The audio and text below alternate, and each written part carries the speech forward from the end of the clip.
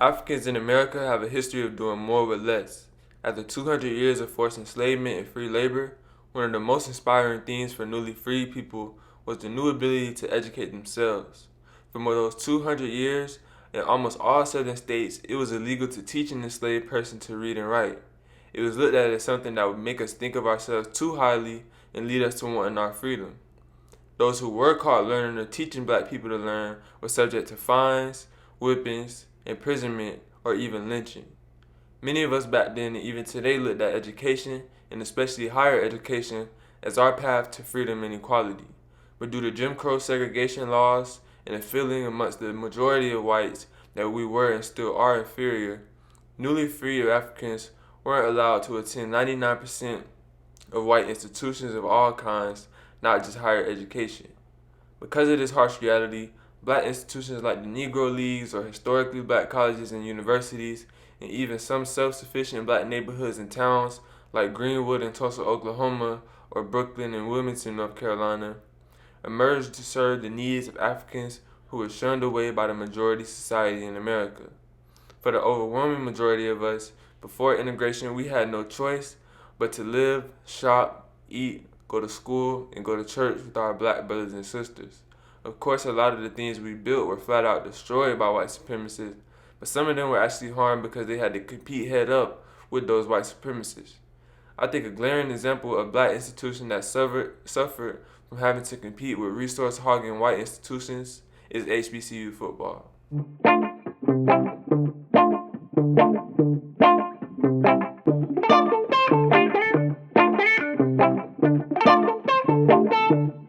Historically black colleges and universities, or HBCUs, have a wide range of origin stories.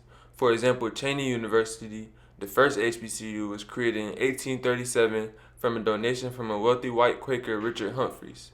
He grew up in a slave trading family in the Caribbean, and he moved to the States and felt increasingly bad for the plight of African Americans and left a tenth of his estate, or about $10,000, to create an institution for the education of the descendants of the African race. Wilberforce University, the first black-owned and operated HBCU, was started by the AME Church in 1856. The AME Church also started over 10 other colleges, including Morris Brown, Payne, and Shorter. In 1890, the Second Morrill Act required that states that started land-grant institutions in the First Morrill Act to create sister institutions to educate African Americans, but not integrate them into the schools that were already there. This is where you get schools like FAMU, Southern, or Fort Valley State. But no matter the origins of the HBCU, they have always been surrounded by a negative social stigma of being lesser than or inferior, and they have always been underfunded by the federal and state governments. Matter of fact, the state of Maryland just finalized a $577 million settlement to at least pay back a fraction of the money that they owe the states for HBCUs. Even with the negative public perception and underfunding of HBCUs, they've been able to create distinct cultural significance and have cultivated some of our race's greatest minds, like Martin Luther King Jr., who graduated from Morehouse, or Thurgood Marshall, who graduated from Howard. One of the ways that HBCUs combated social stigmas while also building a school culture and tradition was sports, and especially football. Up until the enforcement of the landmark decision Brown v. Board of Education, black coaches in athletic departments only had to compete with each other for the best athletes in the world. And because of this, we saw some of the greatest college football dynasties ever in this period. For example, Coach Jake Gaither led his FAMU team to a 54-4 record and won 4 titles in the 6 years between 1957 and 1962. In 1959, they beat their opponents by a combined score of 506-33, and they beat their main rival Bethune-Cookman 4 times by a combined score of 367-18. Coach Ace Mumford led his Southern team to a 32-2 record and won 3 straight titles between 1948 and 1950. The average score for his games was 32-4. Coach Eddie Robinson led his Grambling team to a 60-13 record, winning 4 titles in the 6 years between 1972 and 1977. And this is when integration was just first popping off, and he was able to kick a few PWIs. In 1972, they were Hawaii 46-7, and they beat Nevada 37-3. In addition to these dynasties, HBCUs have also produced many great players, including over 30 NFL Hall of Famers, the last of which being Michael Strahan, who was drafted out of Texas Southern in 1993, still holds the record for the most sacks in a game. It was a one-time champion. Arguably the best football player ever, Jerry Rice, who still holds the record for the most career receptions, most career receiving yards, and most career receiving touchdowns, was drafted out of Mississippi Valley State in 1985 and went on to win 3 rings. Walter Payton was drafted out of Jackson State in 1973, and he went on to retire as the NFL's all-time leading rusher, as well as winning 1 Super Bowl. He only missed 1 game in his whole career. Once integration did come and players had the opportunities to go to PWIs, and PWI coaches had the opportunities to recruit black players, pretty much all of them jumped in for a good reason. PWIs and other white institutions have historically hoarded all of the resources, creating monopolies on things like TV deals, brand deals, access to coaches and scouts. For a long time, PWIs wouldn't even agree to allow HBCUs to compete in national championship games. From 1970 to 1974, the percentage of NFL draft picks that came from HBCUs was rather relative of our overall population at 12.4%. From 2005 to 2009, only 2% of all NFL players drafted came from HBCUs. While black males only make up about 2% of all undergraduate enrollees at Power 5 schools, they make up over 55% of the football teams. 45% of them never even graduate. Black people only make up less than 15% of all FBS athletic directors and less than 10% of all the coaches. But of course I understand why this happened. The PWIs had and still have pretty much all of the resources. The $100 million facilities and budgets for PWI athletics just can't compare to the small budgets of HBCU athletic teams who at some schools have to become completely self-sufficient in order to run because the school can barely even finance normal school operations.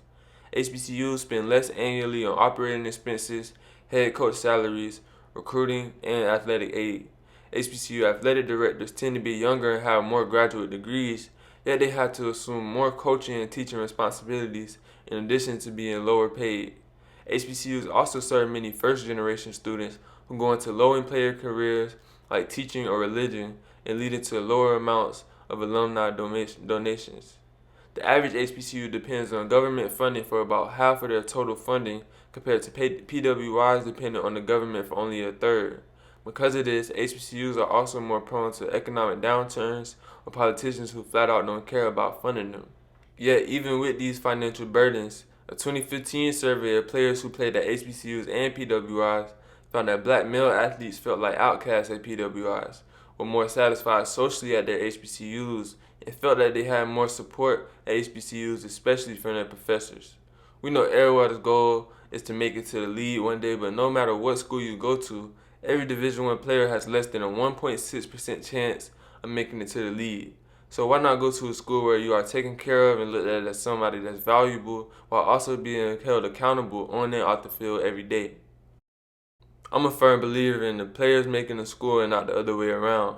These black athletes are not allowed to profit off of their name, image, or likeness until the year 2021. In the meantime, before that, NCAA football brought in over $1 billion a year in profit.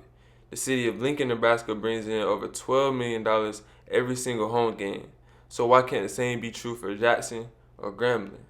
If you've been keeping up with football or anything black for the last few years, you know I'm not the only one who is thinking this way.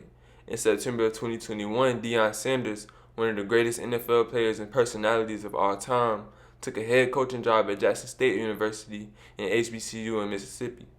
His son Shiloh, who was a 3-star recruit, transferred from the University of South Carolina to come play at Jackson, and his son Shador, a 4-star quarterback, turned down offers from Alabama, Georgia, LSU, and Florida, some of the biggest PWIs in the country, to come to Jackson State. Coach Prime was also able to reel in some big transfers from PWIs, like Malachi Wideman, a 4-star receiver from the University of Tennessee, Isaiah Bolden, a 4-star receiver from Florida State, and Candace Miller, a 4-star lineman from Auburn University. When Coach Prime got to JSU, the team didn't even have a proper practice field, and as a college team, they sometimes had to bus to the high school in order to practice. He was able to use his status and celebrity to secure sponsors for a brand new practice field, as well as a new locker room and player lounges for the men's and women's basketball teams in Jackson State. Coach Prime winning too though. He beat all the doubters, and in his first full season, he led Jackson to their first 11-win season and their first SWAC championship in over 10 years. He won the Eddie Robinson Award for the best FCS coach in the country, and his son Shador won a Jerry Rice Award for the best FCS freshman. The success of the football team in 2021 brought in an extra $30 million for the city of Jackson. Every sold-out football game helps out the hotels, restaurants, parking lots, and merchandise sellers, everybody in the over 80% black city of Jackson. That $30 million is double what it was doing in 2019 before Coach Prime got there. And the changes haven't just been seen in the last few years in Jackson.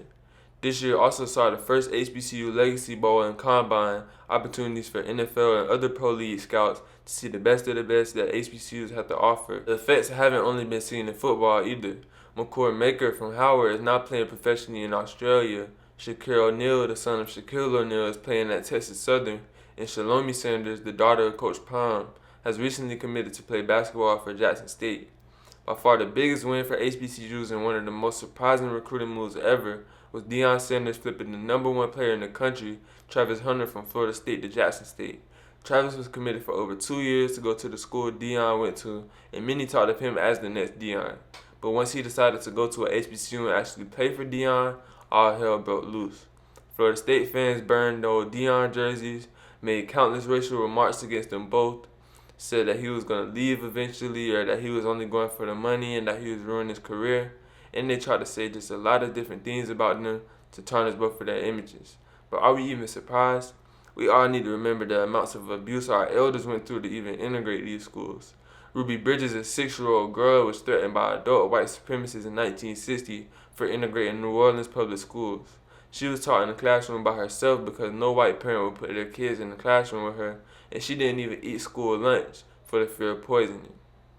Of course, most black people who were in favor of integration didn't go that direction because of their love of white people, but because they had all the resources over there. I believe we would have been better off continuing to work with what we had and building ourselves up, but now that we're here, and just a little bit more of us have the power to control our own destiny, we must use our talents and gifts to uplift our people as a whole.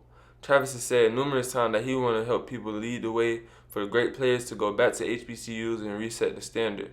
He said that he plans on graduating and going to the NFL out of the Jackson State. And I, just like Travis, grew up all my life a Florida State fan because my idols like Deion went there. But now that Deion is at a HBCU, not only do fans have even more reason to cheer for HBCUs, players like Travis can go to a productive black environment and learn from the best all at once. With more athletes going to HBCUs also comes this mindset shift within the athletes and in turn the entire culture. I personally am enrolled in an Africana Studies program, and my mind has been open to a new world in just a couple of semesters. Recently, J.R. Smith, who has been going to North Carolina A&T, did an episode of I Am Athlete where he talked about how only a semester at his HBCU and learning about Africana Studies and our history changed his mind and made him reflect on all of the money and energy that he's wasted that could have gone into our community. The more young black people whose minds are cultivated to think and speak positively of themselves and their people instead of being told to shut up and play, the better our people will be.